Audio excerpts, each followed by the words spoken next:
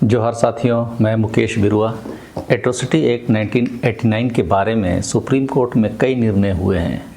कुछ निर्णय तो आदिवासी और अनुसूचित जाति के विपरीत भी हुए हैं और कुछ पक्ष में भी हुए हैं। यहाँ पक्ष का मतलब SC/ST के सांस्कृतिक और सामाजिक भावनाओं के अनुकूल, और विपक्ष का मतलब गैर आदिवासियों के पक्ष को मजबूत करता हुआ निर्णय है।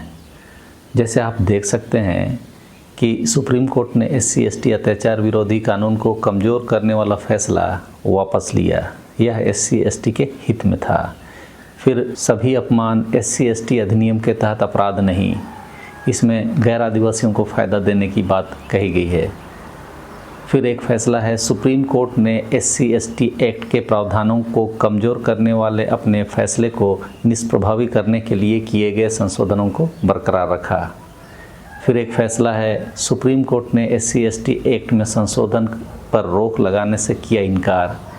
फिर एक फैसला है, सुप्रीम कोर्ट ने कहा SC/ST एक्ट का इस्तेमाल ब्लैकमेल के लिए किया जा रहा है।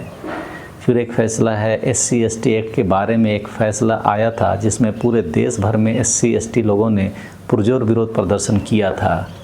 उस पर केंद्र सरकार ने सुप्रीम कोर्ट से कहा था कि आपके फैसले से देश में अशांति और भारी नुकसान हुआ। उसी के आलोक में एक और नोटिंग आया है कि गलत संकेत भेज रहा है SC/ST अधिनियम मामले में सुप्रीम कोर्ट का आदेश। इन सब फैसलों के बीच एक और फैसला 23 अगस्त 2024 को सुप्रीम कोर्ट ने दिया है। उसमें सुप्रीम कोर्ट कहती है कि दलित आदिवासी का हर अपमान SC/ST कानून के तहत अपराध नहीं माना जा सकता। सुप्रीम कोर्ट ने कहा कि अनुसूचित जाति और अनुसूचित जनजाति अत्याचार निवारण अधिनियम 1989 तब लागू होगा जब पीड़ित को जानबूझकर इसलिए अपमानित किया गया हो क्योंकि वह SC या ST समुदाय का सदस्य है, अन्यथा नहीं। सुप्रीम कोर्ट ने 23 अगस्त 2024 को एक फैसले में कहा कि अनुसूचित जाति या अनुसूचित जनजाति के व्यक्ति के खिलाफ किए गए सभी अपमान और धमकी देने वाली टिप्पणियां अनुसूचित जाति और अनुसूचित जनजाति अत्याचार निवारण अधिनियम 1989 के तहत अपराध नहीं होगी।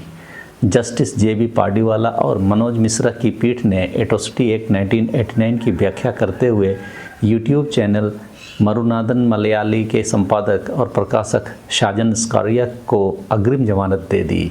उन पर 1989 के अधिनियम के तहत केरल के विधायक PV श्रीनिजन के खिलाफ अपमानजनक वीडियो अपलोड करने के आरोप में मामला दर्ज किया गया था। श्रीनिजन अनुसूचित जाति समुदाय के सदस्य हैं।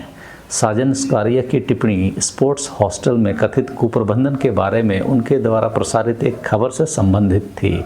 हॉस्टल की देखरेख जिला खेल परिषद के अध्यक्ष के रूप में श्रीनिजन करते थे। जस्टिस पार्डीवाला ने कहा कि साजन स्कारिया, जो अनुसूचित जाति और अनुसूचित जनजाति का व्यक्ति नहीं है, को एट्रोसिटी एक्ट 1989 के अधिनियम के तहत केवल इसलिए गिरफ्तार नहीं किया जा सकता क्योंकि उसके अपमान या धमकी भरे कृत्य का शिकार SC/ST व्यक्ति था।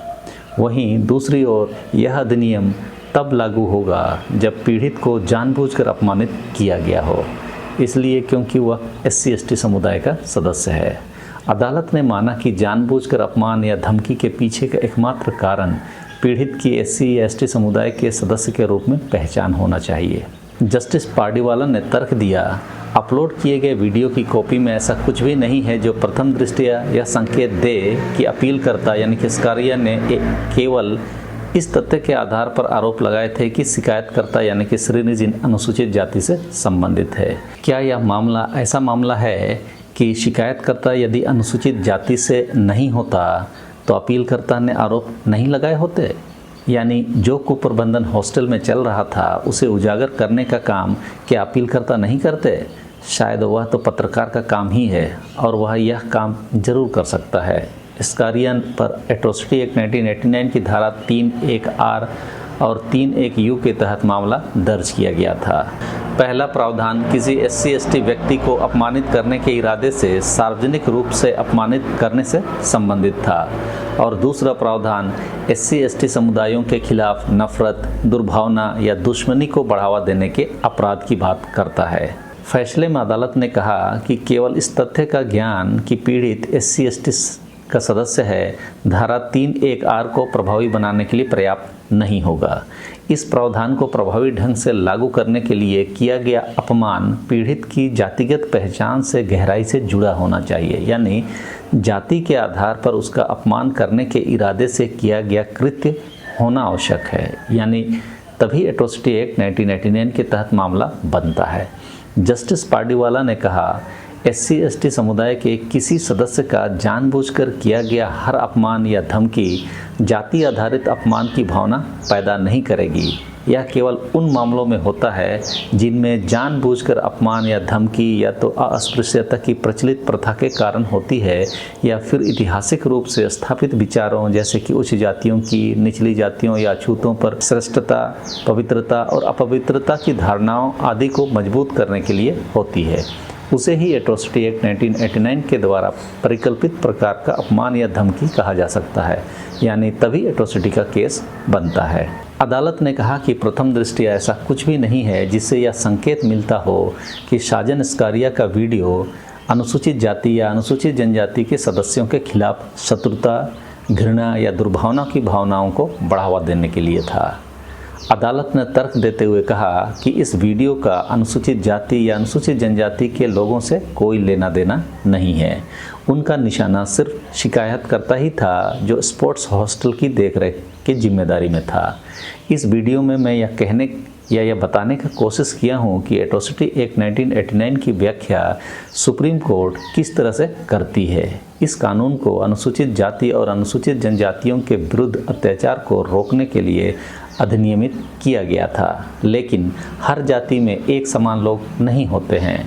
कई लोग ऐसे कानूनों को पैसा उगाही का माध्यम बनाते हैं, गलत केस बनाते हैं, जिस कारण इन कानूनों को सुप्रीम कोर्ट स्तर पर व्याख्याओं से गुजरना पड़ता है और ऐसे ही निर्णय आते हैं। अब आदिवासियों के लिए भी यह एक चुनौती होगा कि आने वाले समय में एट्रोसिटी एक्ट के तहत किया जाने वाला केस को कोर्ट में साबित करना होगा कि किसी गैर आदिवासी के किसी भी कृत्य से वास्तव में आदिवासी का अपमान सार्वजनिक या व्यक्तिगत स्तर पर हुआ है। आदिवासी हक और अधिकारों के संबंध में जो भी ऐसे निर्णय आते हैं उसकी जानकारी सभी जागरूक आदिवासियों को होनी चाहिए। कई ऐसे उदाहरण मिलेंगे जो आदिवासी समाज की जानकारी में नहीं होते हैं और जब मामला कोर्ट पे पहुंचता है तब पता चलता है कि फैसला तो हमारे विरुद्ध हुआ पड़ा है। तो यह जानकारी आपके लिए कितना उपयोगी है, कमेंट बॉक्स में अपने विचार ज़रूर साझा करें। इस चैनल पर आप अगर नए हैं तो चैनल को लाइक, शेयर और सब्सक्राइब ज़रूर करें। मैं इस चैनल के ऑडियंस को चेक कर रहा था तो देखा कि 78% लोग तो इस चैनल को सब्सक्राइब ही नहीं किए हैं। इस चैनल की रीच को ज़्यादा से ज़्यादा आदिवासियों तक पहुंचाने के लिए ज़रूरी है कि आप इस चैनल को ज़रूर से सब्सक्राइब कर लें। इस वीडियो में इतना ही, फिर अगले वीडियो में मिलते हैं। सबों को धन्यवाद। जोहार।